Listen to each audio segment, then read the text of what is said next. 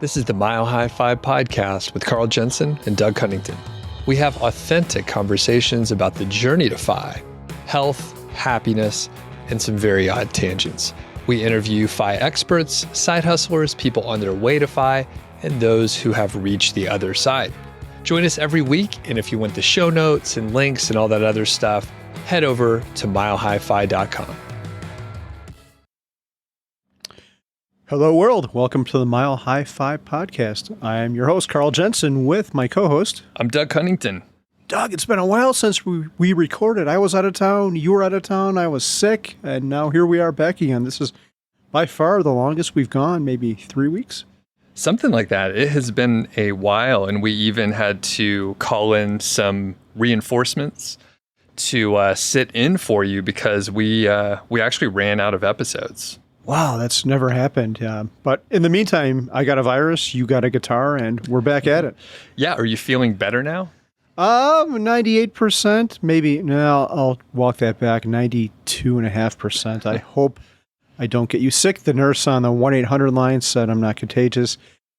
And for your sake, I hope that is true. I hope so too, because I've been doing fine. I haven't been sick in a while. So, yeah, I mean, did it throw you off from your fitness stuff and the diet, or did you lose weight and it actually helped out somehow? You know, I haven't thought of it, but it did two things. I'm at an all-time new low weight for the past 2 years, down to 157, which is the lowest I've been since before COVID started. But I also felt pretty lethargic and crappy, so my weight training dropped off a cliff. Gotcha. Yeah, and I think you're under my weight now. I'm about 160, 159, 160, and my weight training fell off a little bit too, either with travel and just like I think my energy level seems to waver over the month or something. I haven't tracked it or anything, but some days I'm just like, I can do some workout, but I can't lift heavy stuff. So it's a weaker workout. It could actually correlate to alcohol consumption, rest, other factors unrelated to, anything else, just being a little tired or something. But yeah, travel, you don't have your normal workout stuff, your normal routine, which I'm big on routine. So, yep. Yeah. So today's a mailbag episode, and thanks everyone for sending in questions. There are actually a couple that we won't be able to get to today. They're a little bit more involved, so we'll hold off on those, but we do want to encourage everyone to send in their questions. You could email us. You can ask on YouTube comments. I think there's probably other mechanisms, but those are going to be the easiest ways for us to get them. So if you do have questions in the future, just send them in. And we'll hit, this is Ad Dower on YouTube. So I'll ask this one here. So what about buying and holding blue chip stocks like Amazon, Tesla, Google versus index fund investing? So Carl, you have your foot in both camps. And if you could explain why that's the case, and maybe we could back into the answer here. Yeah, I did not know what an index fund was until sometime around 2013. I had started the blog, and then I stumbled across JL Collins NH, who's been on our show a couple times. We'll put a link in the show notes. And he had his whole blog is about why index investing is the way to go. So I read that. I'm like, oh my God, look at that. That is what I should do from here on out. But before that, I bought stocks. I was always a nerd, always obsessed with tech.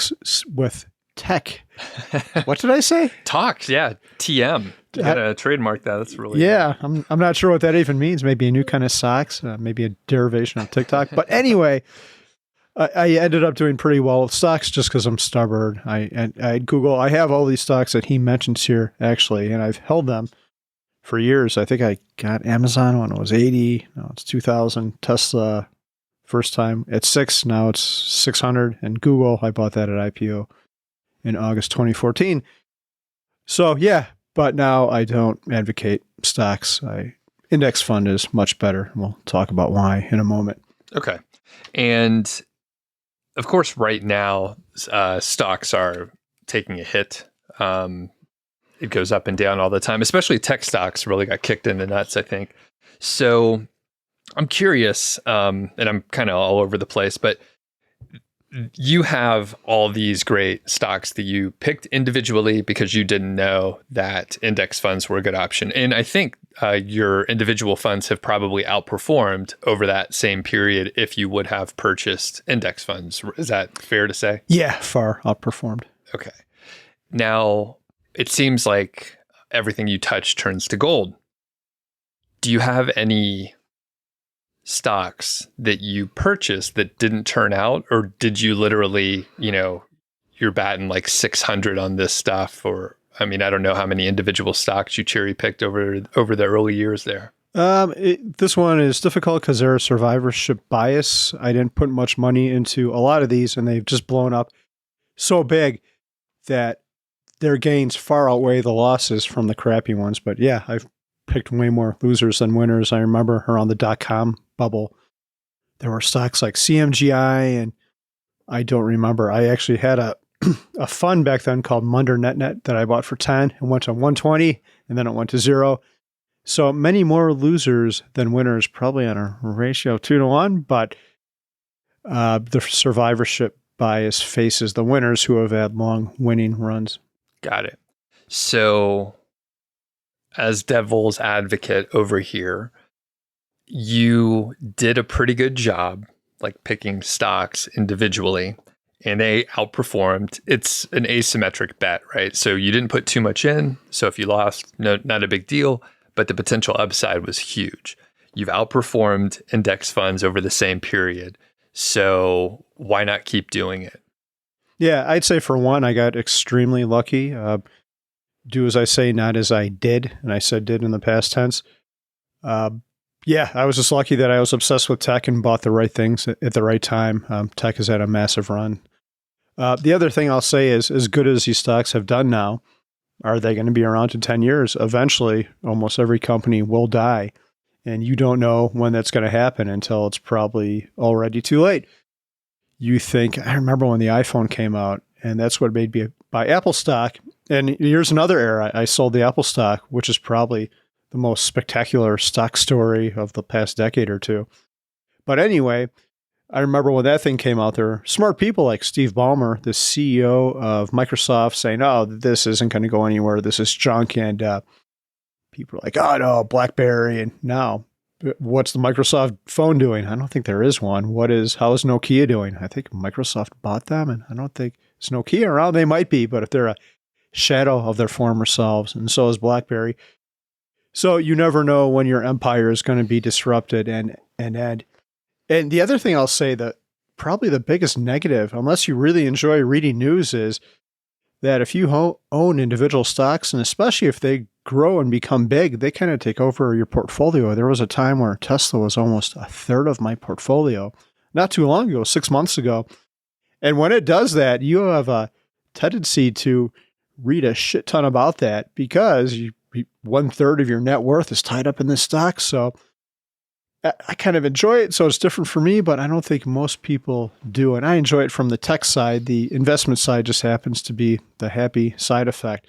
But yeah, if you own stocks, you're going to have to spend mental bandwidth and a lot of it keeping up with them. Where if you own an index fund, you can just buy it and you don't give a shit because there's nothing to really pay attention to. Yep. And that'll come into play for one of the future questions down the line here. So basically, I think, for me, index fund investing makes more sense. I never had any individual stock investing experience nor success, and very low interest to me. News doesn't interest me. I would hate to have to keep up, especially like in the position that you're in with Tesla. Let's say you didn't enjoy following along the tech side of it. You potentially are consuming all the news, but you can't really take all that much action on it, right? There's very little that you can do to affect the stock price. And because you had such big capital gains, if you sold, and we've talked about this a little bit before, if you sold, then you owe a lot of taxes. So you have this burden just kind of sitting on your shoulder. It's a good burden, but it's like the more that you rise, like the more you could fall, and that hurts. So you're just like reading, not you specifically, but me, I did like read news and I'm like, I have no control over this, but it's like just a stressful situation. Yeah. And by the time you read any news as well, that's far built into the price. There's robots who trade on the millisecond based on these news stories and stuff. So there's nothing you could do. And when I say I keep up with it, it's for long term. I don't make short term decisions. The thing I will say is, I don't know if Ad Tower, the person who submitted this, he happened to mention these tech stocks. So I would say if his viewpoint is that he wants to own tech stocks, I think the compromise here would be to own something like QQQ, which is the NASDAQ Top 100. So you can get a lot of exposure to these stocks, an outsized exposure compared to what you would get with VTSAX, but you're still diversified. And the thing I always think about with that is, look at Microsoft. I think they're a $2 trillion company, or they almost are. Who knew they were going to come back like this? They were left for dead, just how Apple was a decade or so ago, more than a decade ago, 2 decades ago. And now these things have come roaring back. So by owning a sector-specific fund like that, you have more exposure to something you might be interested in, but not the risk of owning a single stock. I keep thinking of more points here, but we can move on in just a sec. So the other thing, like, I mean, these are blue chip, like big stocks. And I think if someone wants to make like those big returns and get the asymmetric risk factor, they have to not get these stocks that everyone knows about. These are no secret, right? Like people are going in and out on these stocks all the time. So I think they have to go in early, like you did with each of these. Do you agree with that, or is that a bad assumption? Oh, totally. Your 100x growth days are over. You're not going to have, I think, a couple stocks for me. I don't know if Google is anymore, but they were 100 times what I bought them for. And you're never going to get that with a big stock like this. You would have to identify some very early growth company, maybe pre-IPO or right around IPO, and buy that, which is almost impossible. As I said, I got very lucky. The other thing I'll say to that, Doug, is previously companies would IPO much earlier. So I think Amazon IPO'd with like a $20 billion valuation or something. It might have even been less than that. Now, it's pretty common for companies to get a ton of funding pre-IPO. For example, this was in the news yesterday and today. SpaceX, their newest valuation round is like $127 billion. And they're not anywhere close to an IPO. And they're a little bit different because they're a space company and they'll IPO later. But the chances for that big upside, I think, are smaller just because they're going to IPO at any big hype company is going to IPO at over $100 billion valuation or some, maybe not that big, but much bigger than they would have a decade or so ago. So your upside is limited by that as well. All right. So I think we strongly encourage index fund investing, but consult your own professional. This is hardly entertainment, and it's definitely not advice. All right. Next set of questions here. Great ones via email from Evan. So I'm going to read this one out. I think it's more directed towards you, Carl. What is your philosophy surrounding home improvements? What are your top priorities, and what things are you frugal about or tend not to bother with? And how do you balance ROI with personal enjoyment? Great questions, and I'm not even going to answer it, so I'll let you run with it. Yeah, this is really good. I'm going to start with his last one first, the ROI versus personal enjoyment. I enjoy home improvements. I like seeing a crappy house or an old kitchen or an old bathroom with pink toilets and figuring out how I can make that space beautiful. But if you're not like that, and if you don't like to work with your hands, maybe you shouldn't even consider this, because it's just going to be like another job, something miserable that you have to push through versus something that you're excited to wake up in the morning and do. So I'm going to assume that you are excited about this and you are enthusiastic. And answer the first question about the philosophy about home improvements. And that is, and what are the top priorities, I guess, is the extension of this. What things are you frugal with? So I would say there's a couple different ways to think about this, but there are certain home improvements which are going to cost you a lot more because they're skilled labor. That might be things like setting tile.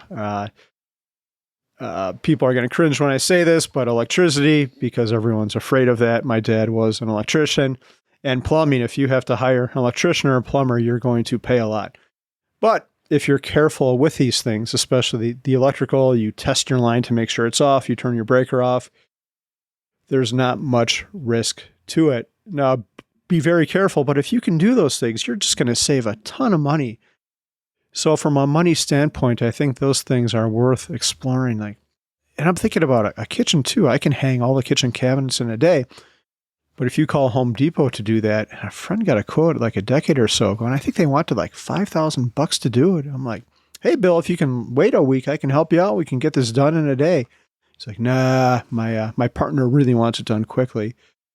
So I would say focus on those high bang for the buck things. The opposite of this is something like drywall, which is a pain. There's kind of an art to it. A lot of heavy lifting, literally, because you're lifting drywall things up. You're lifting pieces of drywall up if you don't have a drywall lift. And it's usually pretty cheap to find people to do that for. So I err on the side of paying people to do stuff like that.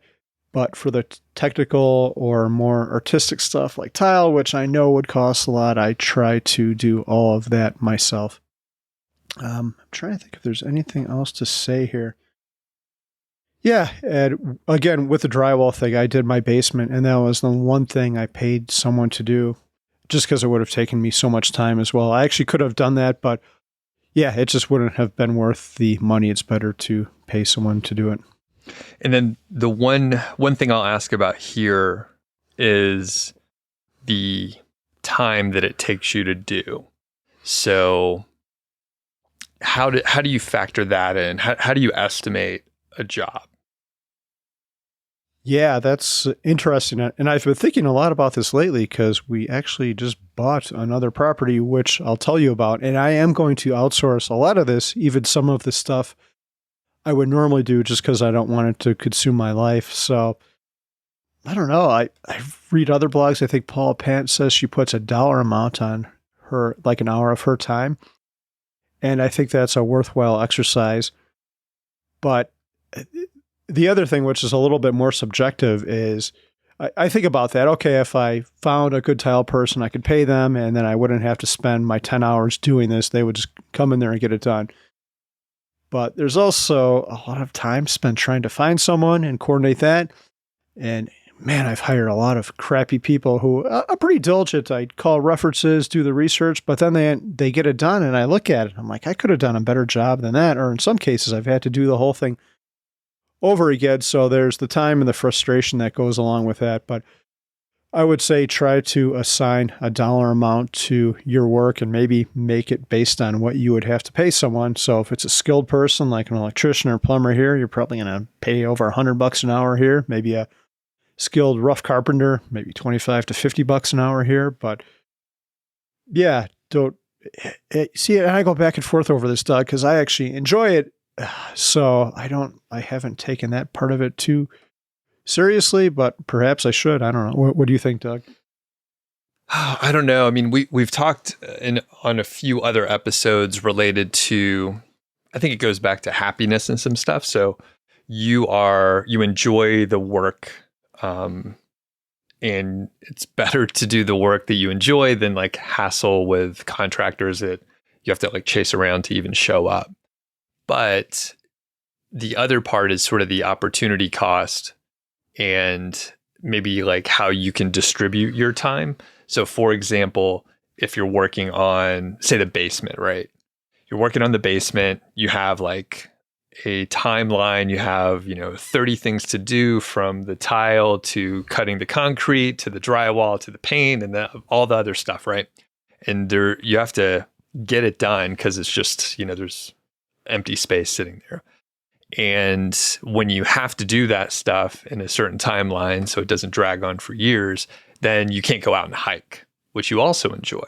So it's like two things you enjoy. What a rough life you're leading, right? But you can do fun stuff in different ways, and the variety is good versus like if you're like, oh, I got to work on this fucking basement for 7 days straight, and I got to wake up early, in addition to your other obligations and responsibilities and all that. So that's where I'm like, sometimes the convenience of just like buying something, buying the service, buying the, have someone do a few extra things is really helpful.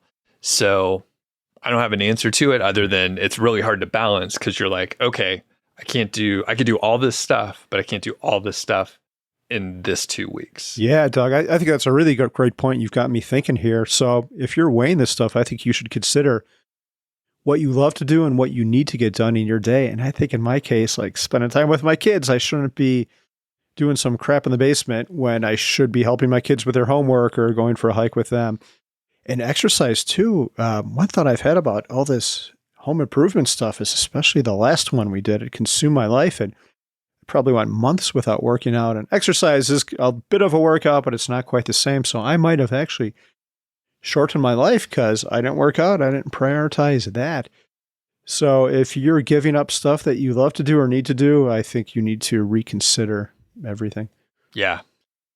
Yeah. So it's an existential crisis for us all. So one really quick follow-up is Mindy and I were working on something. She's like, I think I'm going to cancel my walk with Amy. She's going to go on a walk with a friend. I'm like, no, you are not allowed to do that. Like maybe a year ago, I would have said, yeah, I think that's a good idea. I'm like, no, we should not give up anything we want to do because of this stupid house. You need to go on the hike.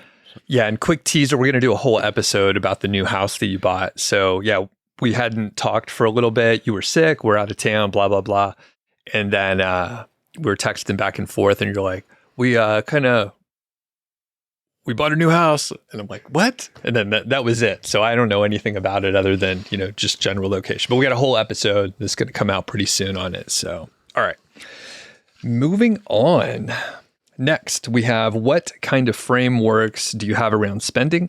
My general sense is that people in the finance community are great savers, but generally struggle with guilt-free spending.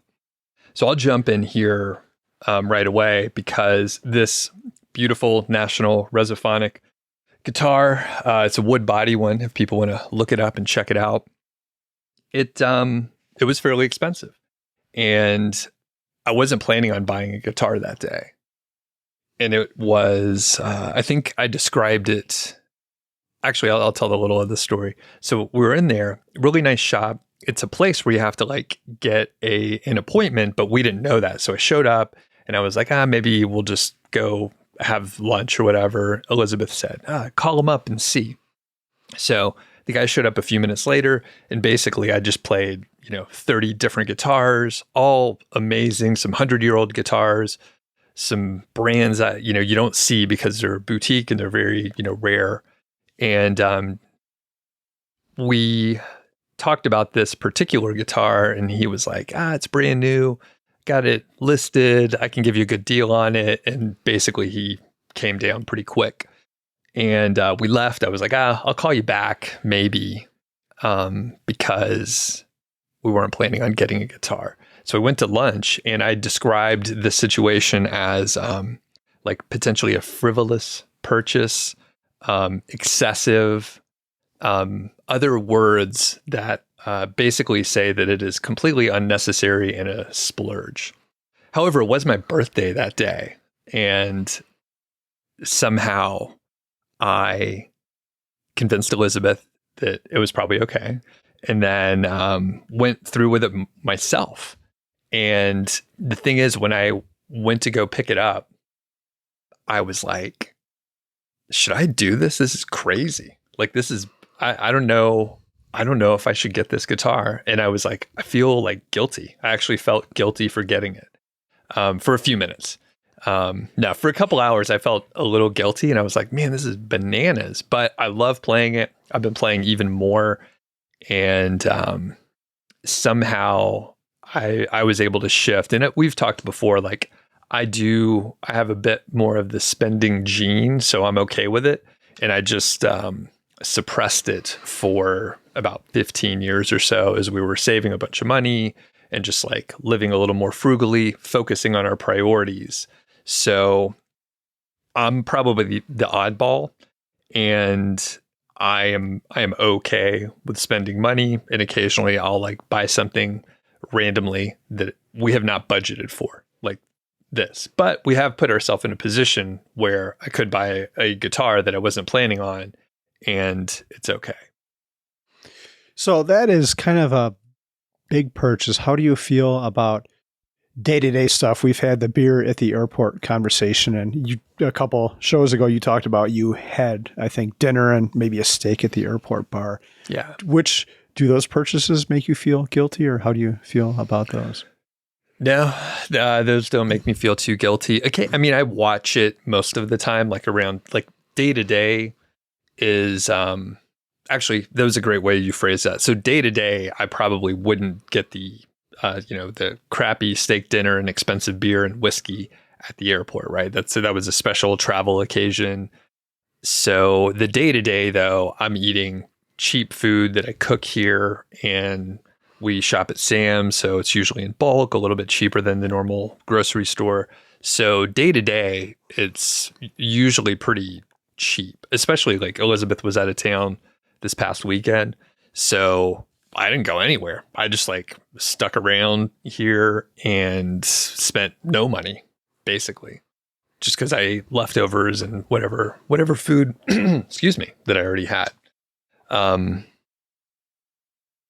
Yeah, good question though. Go ahead.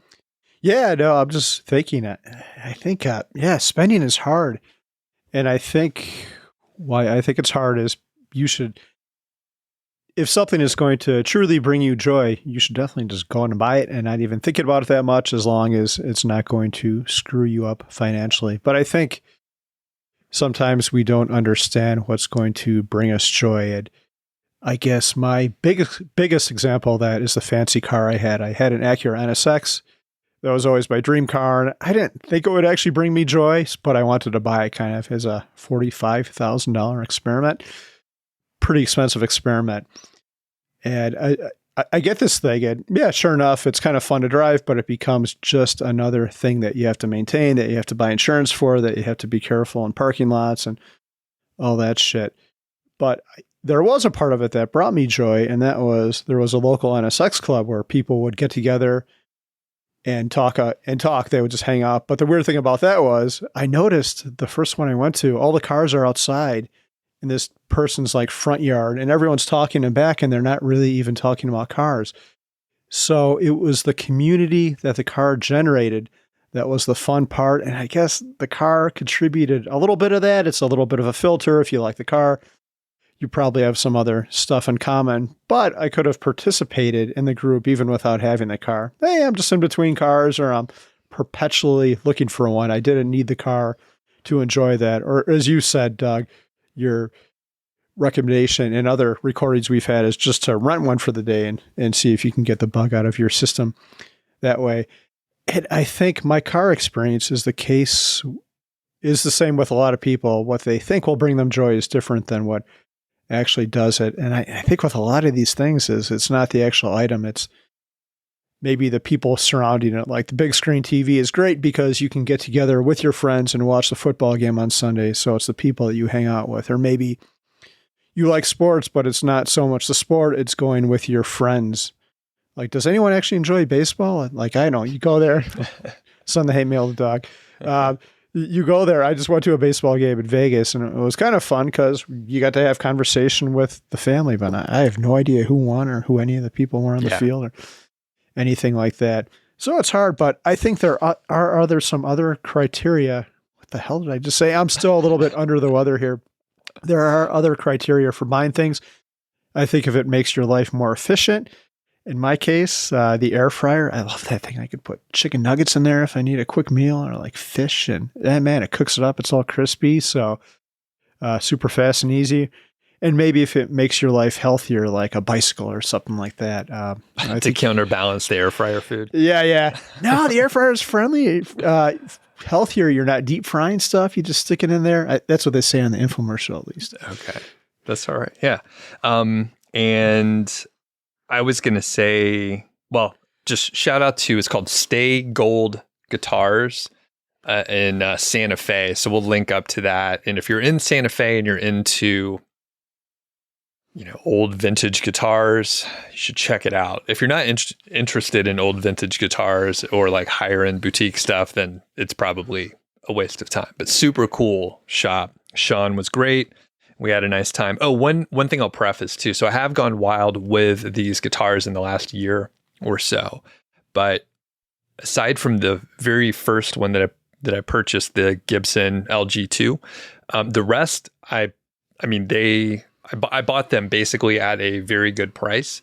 So if I sold them, there's a good chance I'd get more than I paid. And if I keep them for a few years, then that just sort of not accelerates, but it sort of potentially can grow. So I'm not necessarily viewing it as an investment, but it's like if I can have a fun time with a guitar for, let's say I keep it for 15 years and then I sell it for, 40% more than I bought it for, which is really generous, by the way. But let's say I sold it for the same amount that I bought it for. I'm like, oh, I got my money back and I had a great time with this instrument for 15 years. So hard to fault that, I think. Yeah, right? Absolutely. I could justify anything though. Yeah, at this point in time, you might be outperforming the stock market as well. But I think you hit upon another potential revenue source. You said the word gone wild. Have you considered a Doug Gone Wild DVD? Or I guess DVDs aren't really a thing anymore. Maybe an OnlyFans video series. Yeah. Yeah, I don't know. Are you trying to get me canceled? I'm not doing anything like that. Am I behind the camera or in front of it? I'm not sure which... Yeah. I was thinking in front, but I'm not. Yeah. I'll leave it at that. I don't want to. Oh, so you're thinking I could go and find other people named Doug and then it's all Doug's Gone Wild? Yeah, maybe, or maybe it's just you. I'm not sure what you would be doing. Would you be thrashing your guitar? Would you be like smashing them like the Who? You'd have to get some shitty guitars for that. Doug's Gone Wild. We'll have to brainstorm on that one. I'm not sure if it's a go for me. Okay. One of the more controversial takes I've heard on the podcast is about not contributing to retirement accounts. Do you have any worries that this will be a regret down the line? Okay. So I believe that's directed at me, but Carl, remind us here, how are you guys actively contributing to retirement accounts? Can you talk about maybe like the ups and downs over the years if you have stopped or paused or tapered down? We are still contributing, and the main reason is we're trying to be as efficient as possible with money. Mindy has a side gig as a real estate agent. She got her license. She didn't get her license to do that. Actually, she got it so we could save on the 3% transaction costs whenever we would buy or sell a property. Then that money goes to us instead of another agent. But the side effect of this is she has helped other people buy houses, and it's been pretty lucrative lately.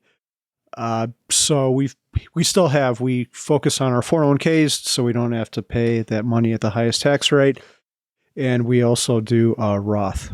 Okay. So yeah, we're all in. Opposite of you, Doug. This is the gift that keeps giving, Doug. Mm-hmm. Yeah.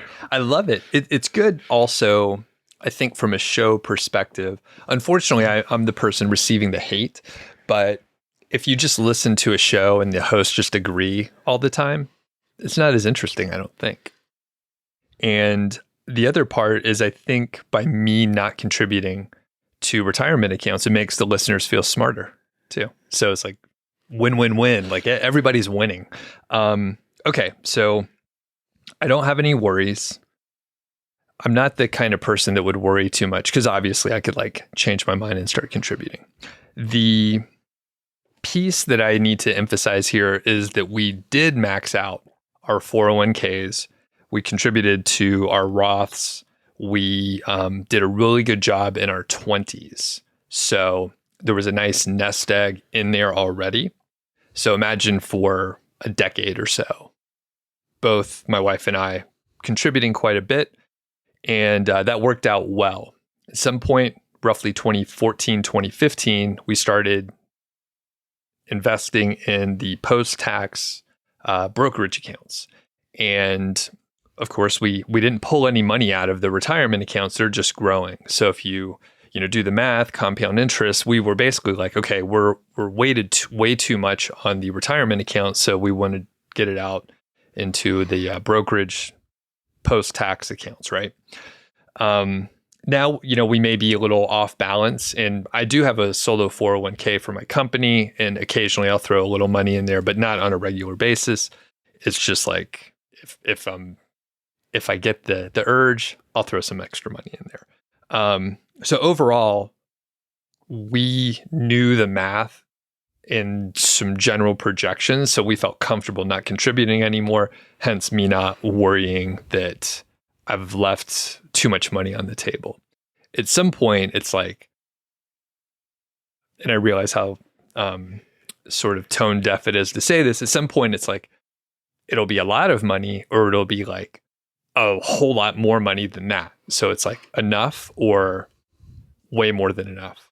So I'm not sure what I'm optimizing for exactly, which is why I could buy a guitar and I'm like, you know what? I could invest that and it could be worth, whatever, tens of thousands of dollars later, or I could have fun with it right now. Like, does it really matter that much?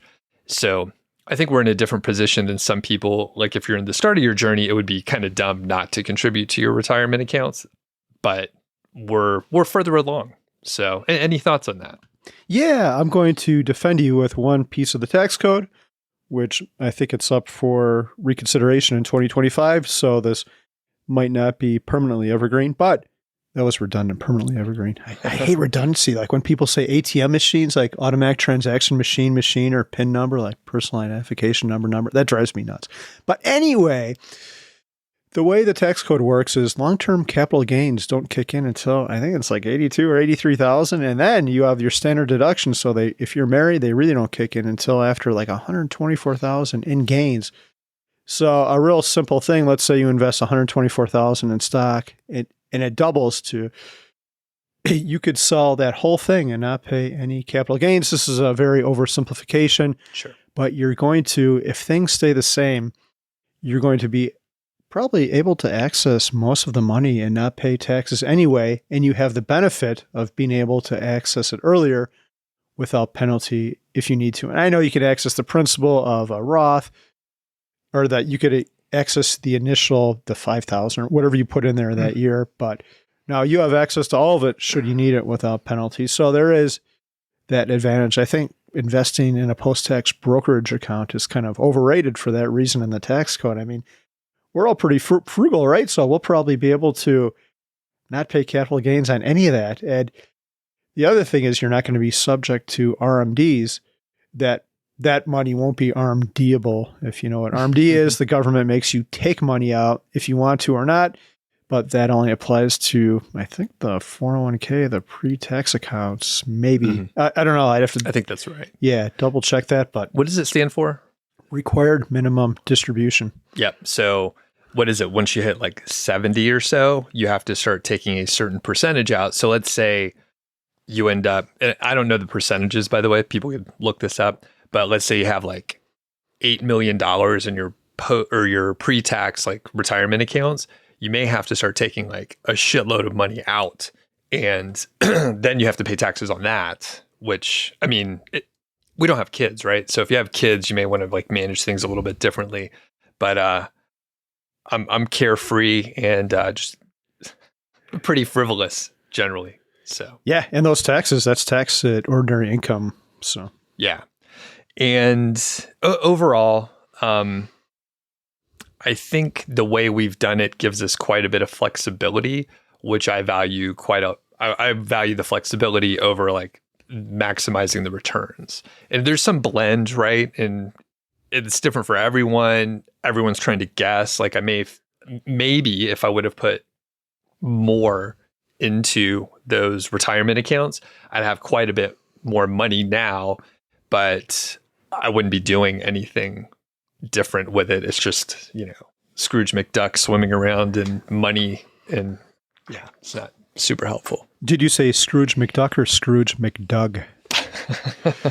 That's a good one. Yeah, I smell a t-shirt. One final thing I'll say about this topic is that we're not advisors, but me personally, I like having money in all three things, and all three of them are the post-tax one, which you get the shit for, the Roth, which you've already paid the taxes, and the 401k. You never know what tax code is going to change, and I like being able to pivot and draw money from whichever of those is appropriate at the time in life. Maybe it will make more sense to take money from one over the other at 59 versus 72 on the RMD, and that's a whole other conversation, so we won't go into that. But yeah, I like having my eggs in those three baskets. Yep. And that's exactly what we have too. So I just present it in a abrasive way so it pisses people off, I guess. But that's how you get clicks on YouTube. So, okay. Coming up from Mark, we got a few more here. We'll try to speed through. So Carl mentioned he purchased a rowing machine. I've been considering purchasing one as well. So you want to get an update on that rowing machine, and they want to know about the brand and what your workout looks like with the rowing machine. And yeah, go on. Yeah, so this was in the middle of COVID. The gym was closed. I still wanted to work out, so I bought this thing. And I did not research the brand before I came on, but we will put it in the show notes. I know I've already replied to Mark with it, but it was a little bit difficult because the number one rowing machine, like the one that all the gyms have, is a Concept 2. In the middle of COVID, that thing was back ordered. You could buy a reservation for it just to get it sooner from other people for like $200. So people were paying that much just to get the opportunity to spend like $1,000 or $2,000, whatever these things cost, to buy it. I did not want to spend that much, so I started hitting up YouTube and reviews, and it turns out there's not a whole lot of reviews on these things. So I hit up Amazon and just got a cheap one. I went with a magnetic one. I think it was about $200, and I wasn't expecting a whole lot, but I've been pleasantly surprised by it. I like a rowing workout, and it's held up great. No issues whatsoever. It's not quite as good as the Concept 2 one at the gym, but for $200, it was well worth it. I get a great workout. I usually use it to warm up before a weight exercise, or sometimes I'll if I'm bored with weights or don't want to do that, I'll really crank up the resistance on that and do that in place of like the pull part of a weight exercise. We'll put a link to the one I purchased in the show notes. Cool. And then any other descriptions on the workout, especially with the rowing machine? Yeah, I don't think so. Well, I will say I try to go for longer workouts on that, maybe lesser resistance than a longer one. There's certain YouTube channels I like to watch, so it's pretty nice being able to sit on the rowing machine and watch a YouTube video at the same time, get caught up on that. Nice. All right. This one is directed at me. Carl, why don't you read it to me? Yeah, Doug, you seem to be emphatically against owning rental real estate. Have you had a bad experience with it in the past? Or do you just know you hate being a landlord? Just to clarify, I do not own rentals either, but I've considered it, and I'm on the fence about it. I'd also like Carl's thoughts on rental real estate if he's willing to share. I did have a bad experience, and I know that I won't like it also. So number one, I bought my first house in 2005, which was a very bad time to buy a house. And I wanted to have it as a rental property in the future. That's what my parents did. So their first house, they rented it out, and then they had a really good experience with it. I mean, if you bought a house when they bought a house, like it worked out really well, especially in the area that they were in. So I thought I could do that with my first home too. Of course, I didn't run any math on it. I didn't have any idea. I just thought this is an up and coming area. If I keep this for a long time, I will rent it out and it'll be great. So fast forward a few years, the house was upside down right after the financial crisis. And then I got married, moved out, and I was like, okay, I'm going to rent it out. And then I proceeded to lose about $200 to $300 each month just on the rent versus the mortgage that I was paying, plus any expenses for repairs and the normal maintenance that you run into with a rental property. So it didn't work out that well. And eventually I let it go into foreclosure strategically because I was like, I don't want to deal with this. And I can't get a mortgage. Basically, all the options looked pretty bad. I won't go through everything and enumerate it all, but the options looked bad. The mortgage company wasn't going to work with me. I made a bad decision as a 4-year-old, 25-year-old, and then I let it go into foreclosure. The other part is I don't like everyone brace themselves. And I don't think I'm that abrasive in person, but maybe I play it up for the show a little bit. But if you work in real estate, cover your ears. I don't like anyone that works in the real estate industry. The mortgage brokers, the title people, even the notaries, right? And then the real estate agents are really just, no offense to Mindy, they're just used car salesmen that are selling homes instead. I'm like, I've just dealt with so many people that were just lying to my face in every step of that process, by the way. Not the notary. Those are honest people. But the real estate agents definitely don't want to trust them. They'll tell you anything, right? They're just full of crap. Do you agree? I do agree. Did you see? Yeah. And Andy and I actually have this conversation all the time. Yeah. It's frustrating. And then the other part, and then I'll take it down a notch, is we have purchased and sold a few homes in the past. And the incompetence of the real estate agents blows my fucking mind. So, quick couple examples. Usually it comes down to the paperwork, which is what they're supposed to be good at, because I don't know what paperwork to deal with, right? But it's paperwork and spreadsheets. So we've gotten like multiple offers and counter offers where just the math is wrong on the sheet. It's like really important. It's a contract, right? Like you're trying to do the transaction and they just messed up. I'm good at spreadsheets and my wife's even better and like numbers and all that stuff.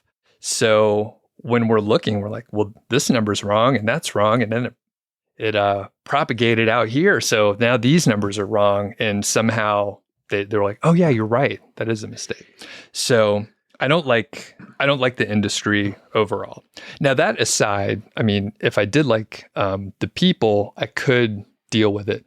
The thing that I have realized is the work of being like a property owner. Like I don't want to do any of that stuff.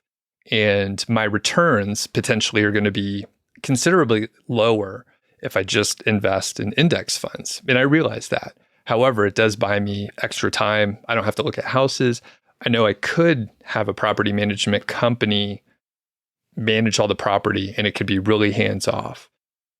But I'm foregoing all of that in the interest of like flexibility and time, and it's working out okay. Yeah, VTSAX is pretty easy. It doesn't call you up with complaining about the color of the paint or the toilet's not flushing fast enough or whatever million other things a potential renter could call you about. Right. Well, and that said, I know a lot of people that have done really well in real estate. And they love looking at houses and they like talking to real estate agents and they like mortgage brokers and the whole thing. And if you find yourself in that camp, go for it. I'm not here to judge anyone else. I'm just telling you my own thoughts. And I can tell you it's not for me. Yeah, there's a big problem with the way real estate agents work. And what it all comes down to is incentives.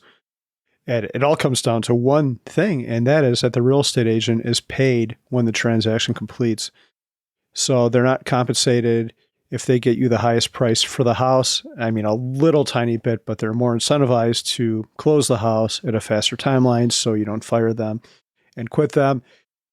On the buyer half of it, they're incentivized when you buy a house, so they're not incentivized for you to get the best deal on the house. They just want to close the deal. So if you think about it, on the selling part of it, there's been studies done on this. When agents sell their house, they typically sell for a higher price than their clients. And it's because I've been pressured by agents many times before, like, you need to really sell the price. And I've always resisted. And we've always gotten what we've wanted. Like, hey, I've done the research. Here's the 10 comps I've looked at. I think this is a good price. You might want to do it lower. And on the buyer side, I think we overpaid for one house. Did the agent ever bring that up? I'm like, nope. But then when we went to sell the short time later, we realized, oh man, we weren't familiar with this area. We made this mistake, and I don't think I received good advice. With that said, not all agents are like this, and you do want to find one that's in your best interest. If you're in real estate, try to find someone who's going to represent you and truly gives a shit about you, and not just someone, especially some of these big ones, you don't even end up talking to them. They just throw you off to their assistant, and that's the end of it. So they're not all bad. But the ones that are bad are incentivized incorrectly, and keep that in mind. Yeah. We do have to wrap it up here. We just keep going, but I was going to say future story. We'll put this on our board here. I sold the house in Bozeman, and that was a cool experience. There were some ups and downs, a little contention, as you can imagine, but that's a good story that we could talk about sometime. And then the other part is the incentives and real estate and the study that you're talking about. One of the opening stories in Freakonomics. So that's where it was or they talk about it, at least in the early part of the book. So yeah, and I know they did that on their podcast as well. We'll put a link to that in the show notes. All right, cool. So last question here. This one's for you, Carl. You've talked about syndication. So can you dive a little deeper? Are you loaning money? Is it paid back with interest after a certain time? Do you get net income? How does it work? And has it been worthwhile versus VTSAX? So the syndications we've done are value add ones, and that is when a big conglomerate of people buy a property, the syndicator fixes up the property, they usually go apartment by apartment, they raise the rents, and then they sell it, usually within like 2 to 5 years, sometimes slower, sometimes faster, depending on market conditions. Every syndication I've had, and I didn't think one was going to do this, but every one I've had has beaten their projected numbers. And none of them have beaten VTSAX. So it's crazy. And I kind of did this I started doing these in 2016. I'm like, it'll be a hedge. Like, I don't know, the stock market's been on a run, and none of them worked out. And the funny thing is, you might think, well, how are they doing right now? Like, the stock market's crashing. Almost all of them sold last year. So now is the time I really want where it would be beneficial to be in one. And now I'm out of all of them except for one. There's one straggler. Oh, no, there's two actually. So I do still have two. But real quick, how these things work is they pay a quarterly dividend. So you get money every 3 months if they're doing all right. Some of them have not done that. They went through a rough patch, but made it up at the end when real estate went crazy. And then they pay you a bunch of upside at the end. I would proceed very, very cautiously with these. We actually don't do them anymore except for people that we personally know and have extreme confidence in their abilities. Those are smaller people who don't have the overhead either, but the other thing about these is we did them in our solo 401k, so there's no tax hit for us because that's in a tax sheltered thing. If you were doing this with after-tax money, you might be better off at something like VTSAX because you got to pay money and deal with K1s and all the tax implications of these things, depreciation. So yeah, I would say proceed carefully. It makes your taxes more complicated, might make you pay more in taxes, and maybe not so much given the events of the past month where maybe we're in a recession now, but everything seemed pretty inflated. Over time, I saw these numbers go down, down, down. Like they would say, we think we can double your money in like 3 years. And now it's like, well, it might be 150% return in 4 years or something like that. So I've seen the deals get worse. And I think that it's because there's more people fighting over these scraps. So yeah, be very careful. The other thing I'll say about these is everyone throws out their numbers, and that's just what they think they'll do. What they'll actually do is never, never what's on that piece of paper. And like I said, we got lucky with a couple that did not do well, but then they got lucky at the end because they sold the thing for a bigger amount they could, but they did horrible. Like one of them stopped paying for 2 years, and we got fortunate at the end when real estate went nuts. We got our money back then, but I would say my number one tip for these is you can analyze the numbers all day, but the subjective part of it is more important. Like, do you know these people? Have you had a thorough conversation? Are you confident they know what they're doing? Are they doing this in their own backyard? We had one which did not do well, and it was because I think they went to a different town that they were completely unfamiliar with, and they bought in a pretty bad area from talking to the locals, and they didn't know it. So, but in the end, that one worked out too because they got the COVID upside, I guess. But tread carefully. If you're, I would say always err on the side of VTSAX. Cool. All right. Well, that's it for today. Please send in more questions. We are trying to do, more mailbags. We really enjoy getting these in. So please send them our way.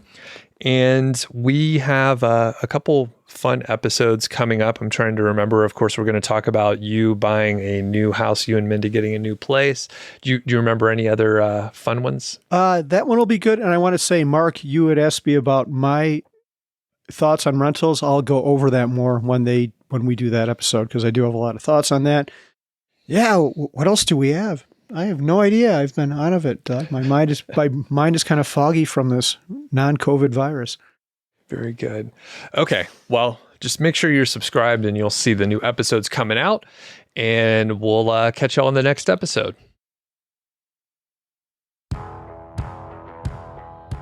Thanks for listening to the show. That was the MHFi podcast, and I'm Doug Cunnington, the balder host, and Carl Jensen is the cool, sexy one. If you dig the show, please do 3 things for us. Number 1, tell a friend, a family member, an enemy about the show. We really don't care who you tell. Maybe forward them a specific show that you know that they will like. It's the single most helpful thing that you can do to spread the word. It's like giving us a virtual high five, and actually we don't give high fives in person, so the virtual kind's pretty good. And more importantly, your friend or family member or even your enemy will appreciate the fact that you were thinking of them. Number 2, make sure you're following or subscribed on your podcast app, Apple Podcasts, Spotify, Overcast, YouTube, whatever you're using, and that way you won't miss a show. And number 3, please leave us a rating and review. We read them on the show occasionally, and you might hear yours out there on an upcoming episode. Quick disclaimer, this show is not financial or legal advice. I'd actually be surprised if it sounded like it. It's really just for entertainment, and that's at least what we're hoping for. But seriously, get advice from professionals. Carl and I are just 2 guys with microphones that sit in my basement and talk. So we'll catch y'all next week.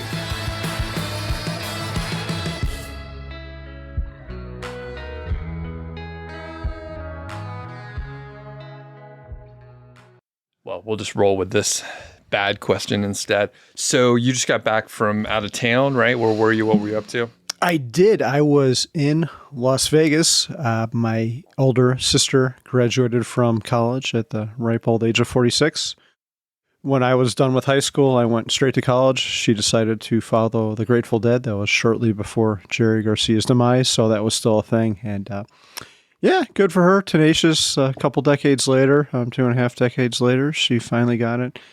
So yeah, I was in Vegas, which was kind of, Doug, how do you feel about Vegas? It's fine. I've only been one time, like 20 years ago. So I think there's more that I could potentially check out these days. Yeah. I think a lot of the outdoor stuff and some of the museums and stuff is cool, but the Strip, the whole thing that people go there for, I fucking hate going there. I was there. And so I'll back up a second. I decided to walk from my mom's house down to the Strip, and she lives in Henderson, so that was a 20-mile round trip. I wanted to beat my step record for the day, and I did. I got 50,000 in. But anyway, I got to the Strip at 10:30, and there's drunk people screaming and yelling. It looked like there were, I don't know, some people in pretty bad shape, and it's I don't even like being there. I can't imagine taking my kids or something like that down there. I don't know. It's not my scene.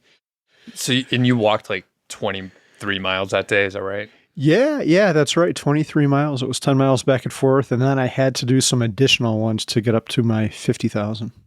Wow. 50. How did you feel the next day? Were you pretty sore or anything? No, you know what? I felt completely fine. And I was kind of stupid for doing it because I've had this post-nasal infection going on, not COVID, but I did it in the middle of that. And that hit me worse. My legs were fine. And I got to see the Tupac Memorial. Are you a Tupac fan, Doug?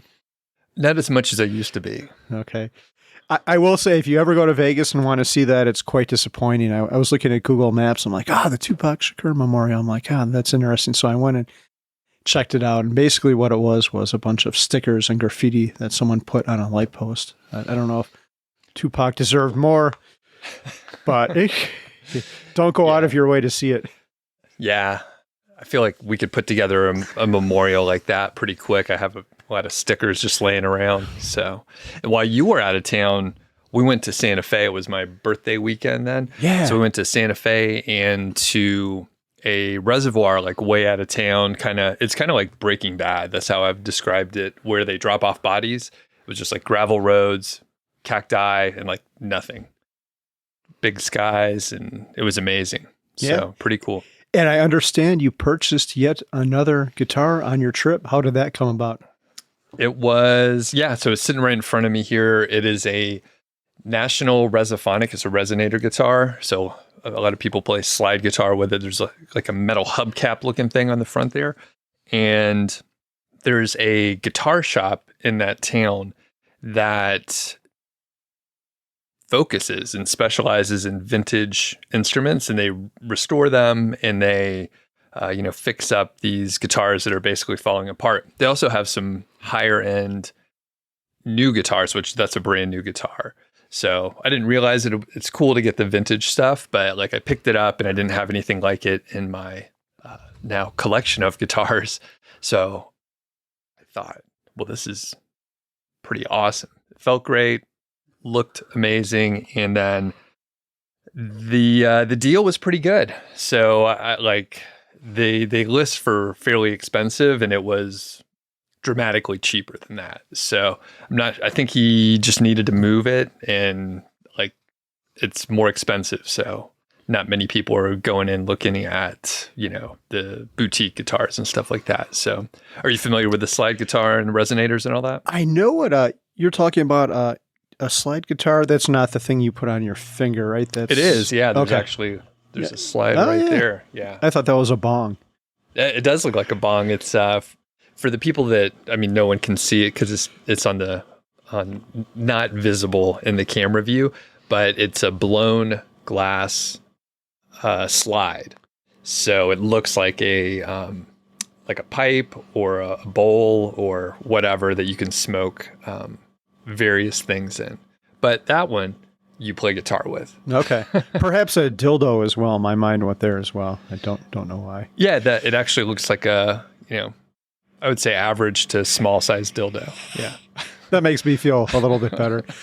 One request, you have all these fancy guitars. Are you familiar with Van Halen's Eruption or Eddie Van Halen, the probably most famous guitar solo of all time? I know that's not meant to be played acoustically, but it'd be pretty awesome if you could learn that and play it. If you could just get that done by like our next recording next week, I'd like that. Yeah. The funny thing, and I told you before, it's just, practicing the same thing over and over again with a metronome. And not that I think that I can do that, but I've been practicing like super basic stuff just over and over again. I'm getting faster and better at learning new things as time goes on. But yeah, I think that's not on my radar. I am focusing on acoustic stuff. So I don't even have an electric guitar. I'll bet if we went on YouTube, though, there would be other people playing acoustic versions of that song. Yeah. And I know they you can are do crazy. Yeah. Okay. Good sound check.